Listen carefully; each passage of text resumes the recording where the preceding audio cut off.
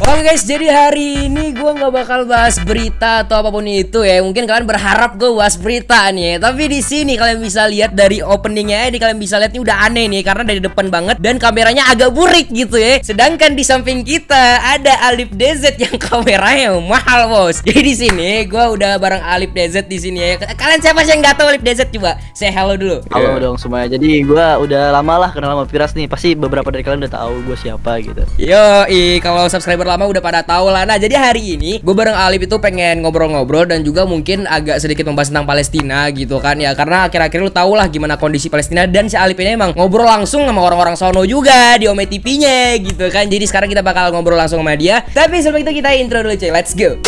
Yo, halo kembali lagi bareng gue Firas dan ya. Oke, langsung kali ini men kita bakalan coba untuk bikin video podcast call lagi ya bareng sama Alif DZ. Nah, di sini tuh Alif DZ ini temen gue udah lama dan di sini ya gue undang aja gitu loh buat ngobrol-ngobrol juga ya, sekalian pansos. Lu bisa tahu subscribernya anjir dah. Per hari naik berapa Lip? 25.000 sekarang sih alhamdulillah. Tapi ya ini 25.000 cok. Gue sehari sekarang cuman 100 anjing apa? dulu gue yang pasang sama lo, sekarang gantian. Emang gak ada yang tahu men ya, makanya hari ini ya gue bener-bener bahagia banget karena ada temen gue yang sekarang emang lagi naik-naiknya ya men ya. Mungkin bentar lagi sudah megang apa gold play button ya, kita nggak ada yang tahu nih. Kalau dulu gimana Lip beli anjing? Dulu KW. Dulu sampai beli di Shopee ya, Tokopedia apa gue lupa. Tokopedia, buat semangat gitu. Biar semangat ya, biar semangat. Tahu-taunya sekarang tinggal berapa lagi, 400.000 lagi lah menuju yang namanya gold play button. Gue di sini masih lama men. Nah tapi nggak apa-apa. Jadi hari ini gue bakal ngobrol-ngobrol sama Alif. BTW sebelum kita masuk ke topiknya, gue pengen nanya dulu nih Lip, lu sering bikin Ome TV kan ya sekarang ya. Nah itu lu ngobrol-ngobrol sama orang luar kan pakai bahasa Inggris ya. Kalau misalnya nih gue mau nanya satu hal nih, kalau misalnya lu nggak ngerti apa yang dia omongin tuh gimana cara lu ngobrolnya gitu? Cringe gak sih? Gimana? Kalau gue nggak ngerti, kadang ini suka terjadi sih kalau misalnya gue lagi record Ome gitu kan.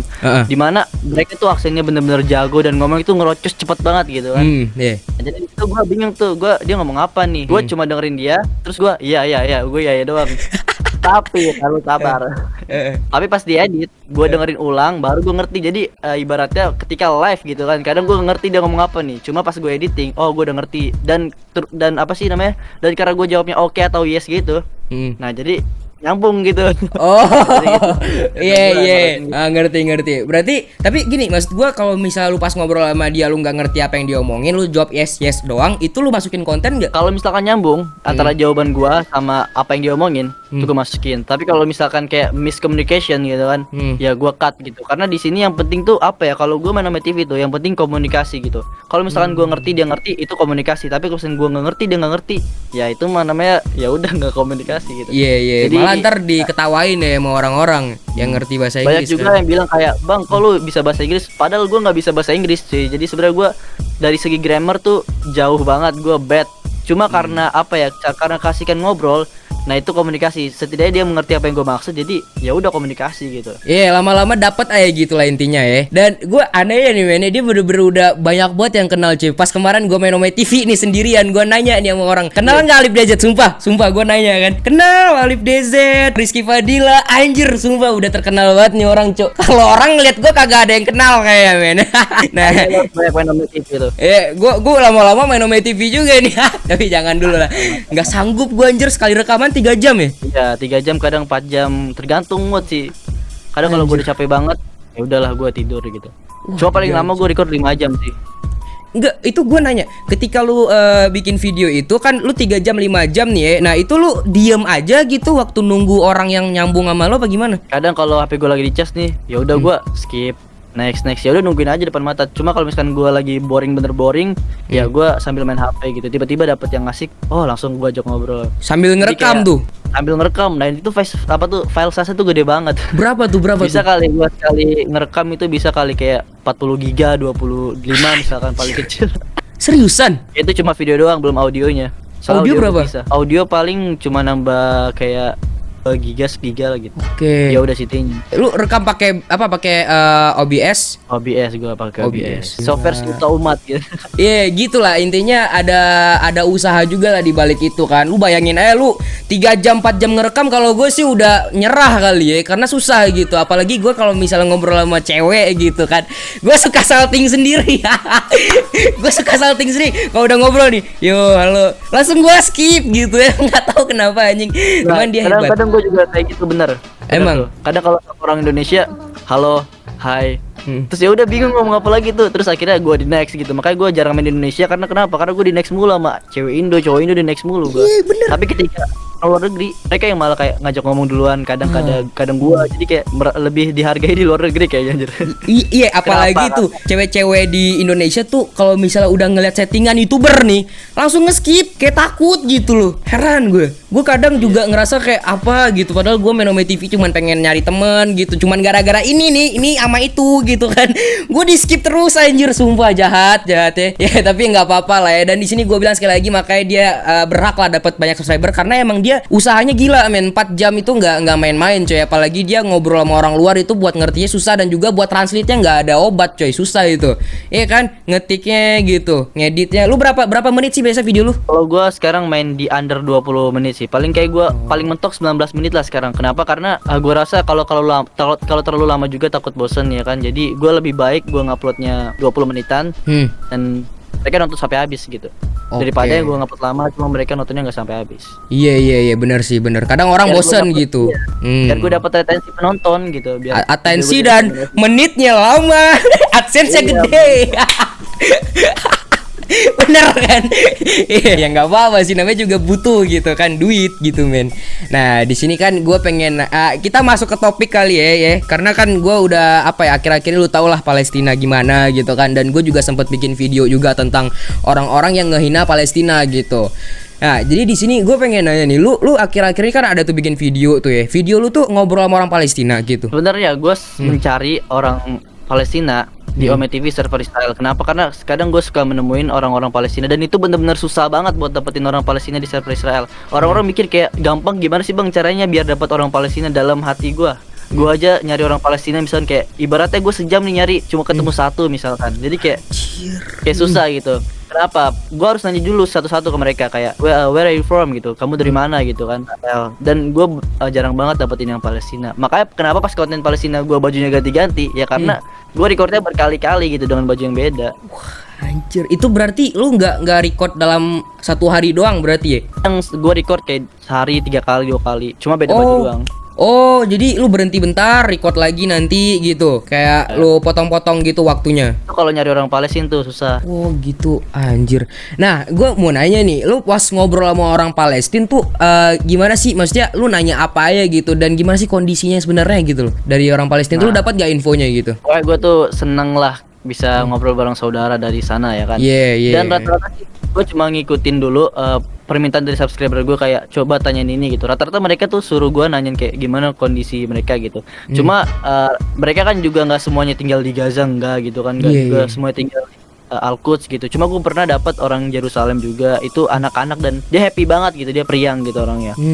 Dan gue sekarang bertanya-tanya nih dia gimana kondisinya pas kejadian itu kan, karena dia tinggal di Yerusalem waktu itu. Oh, itu sebelum ada kejadian ini. Ya, kan gue sempat bikin video sama dia dan dia tinggal di Yerusalem, dan pas kejadian itu gue kayak mikir-mikir nih orang, aduh gimana keadaannya sekarang. Cuma ya gue nggak tahu lagi keadaannya karena ya udah tiba-tiba ke skip pas main Ome karena jaringan.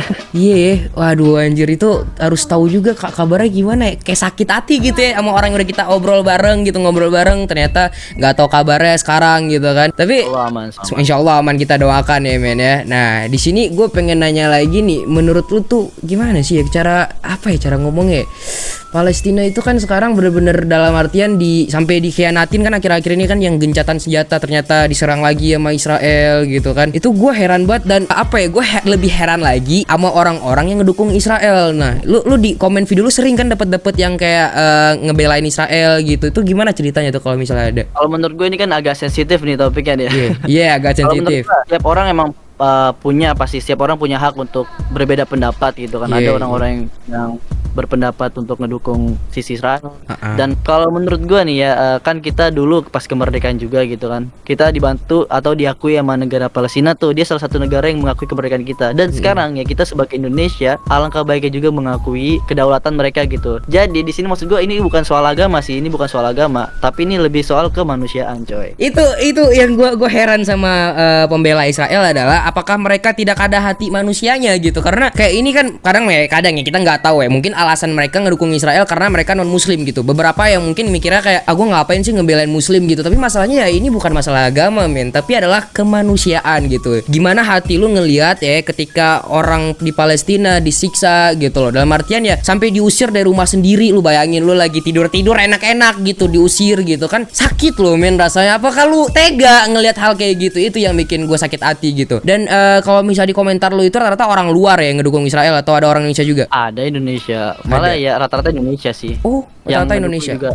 Dibandingkan di luar negeri rata-rata ada yang di Indonesia gitu. Pokoknya gue ini apa ya, kan itu kolom komentar tuh ya, gue bebaskan untuk mereka untuk komentar apa aja di video gue gitu. Cuma gue kayak dalam hati gue, oh ternyata banyak juga gitu yang ngedukung, tapi nggak banyak sih, nggak sebanyak yang ngedukung kita ke Palestina, karena kan terutama kita Indonesia sama Palestina tuh kayak sahabatan gitu, bersaudara gitu negara. Benar. Dan gue juga kurang tahu ya kalau misalkan di agama mereka apakah memang harus kayak gitu, karena gue nggak tahu, karena gue nggak belajar, jadi gue nggak berani ngomentarin tentang agama gitu. Cuma kalau kita sebagai muslim ya udah wajib gitu dong buat ngebela saudara kita yang sesama muslim di Palestina. Cuma ini lebih ke arah kemanusiaan, bukan keagamaan gitu. Gue rasa sih emang kayak ada perbedaan versi sih antara sejarah mereka gitu. Kalau kita yang kita tahu ya orang-orang sana itu imigran gitu kan, datang karena digituin Nazi ya kan, lu tau lah gitu. Nah kalau dari sejarah mereka, kalau gue kurang tahu sih dari sejarah mereka, cuma sedikit yang gue tahu ya, gue takut salah ngomong juga nih. Sedikit yang gue tahu, mereka itu ceritanya pengen kembali lagi ke tempat dia, terus gue nggak tahu deh pokoknya gitu lah. Kalau nggak salah gue ini ya, mereka ngambil tanah suci mereka gitu kalau nggak salah gue. Mereka lagi. Jadi kalau menurut mereka nih, kalau nggak salah ya, kalau nggak salah gue nggak menyatakan ini benar, kalau nggak salah, kalau menurut mereka tuh Palestina yang ngambil tempat mereka gitu. Kalau menurut mereka yang gue tahu, karena ada beberapa orang Israel yang ngomong kayak gitu ke gue pas gue main Ome gitu, kayak dia ceritain lah sejarah menurut dia gitu. Oh iya, itu juga gue mau nanyain, kalau misal dari orang-orang yang lu temuin Israel gitu kan, apakah semua Israel ini memang sekejam itu? Misal pemikirannya apakah ada yang memang nggak tega ngeliat Palestina, atau memang semuanya tega gitu ngeliat Palestina digituin? Itu gimana? Karena gue rasa kita kan keluarga negara, pasti ada yang beda pendapat, ada yang sama pendapat gitu. Sama kayak mereka, dia ada juga yang kayak bela Palestina, ada juga yang nggak suka sama Palestina gitu. Dan itu ya, tapi lebih banyaknya lu tahu lah, karena dia lebih bela negara dia sendiri, ya pasti otomatis dia ngebela mereka sendiri, negara Israel sendiri gitu. Jadi rata-rata ya ngebela negaranya. Iya sih, karena kan kalau misalnya mereka ngebela Palestina juga hilang nih Israel kan, mereka juga hilang rumah gitu kan. Ya kemungkinan kayak gitulah istilahnya kan. Ya ada loh teman dari teman gitu kan, orang Israel, cewek nih, tapi dia nggak suka sama negaranya. Gak suka karena apa tuh? Nah ya yang kayak gitu. Karena nggak ini ya, nggak adil gitu. Cuma gue nggak bakal spoil nama orangnya, ntar kan bahaya gitu kan, itu privasi lah. Iya, gue paham. Kalau nggak salah gue juga mereka itu banyak lah sejarahnya gitu, atau latar belakangnya kenapa terjadi seperti itu. Cuman ya dibalik itu semua yang kita lihat sekarang kan memang Palestina di sini posisinya yang jadi korban, yang emang ditindas habis-habisan. Gue sampai ngeliat ada video nih, orang Israel tuh dipakai mobil nabrak langsung di jalan. Astagfirullah. Oke, juga ntar mungkin di kolom komentar gue bakal ngasih juga lah intinya link donasi gitu kan buat saudara kita yang ada di sana gitu. Seenggaknya kita bantulah kalau misalnya kita nggak bisa jihad langsung ke sono gitu kan. Satu kata lah dari lu Lip, untuk warga Indonesia nih, sebagai apa ya, kita kan sahabat ya Palestina gitu. Nah mungkin lu ada kasih sedikit nasihat atau pesan gitu buat pendukung Palestina yang ada di Indonesia gitu, ada nggak kira-kira nih buat para pendengar? Kalau menurut gue ya, gue rasa gitu kan, ya kita harus selalu support saudara kita yang ada di Palestina gitu, karena ya mau gimana pun dia tetap saudara kita gitu kan, terutama yang muslim misalkan gitu, terutama yang muslim.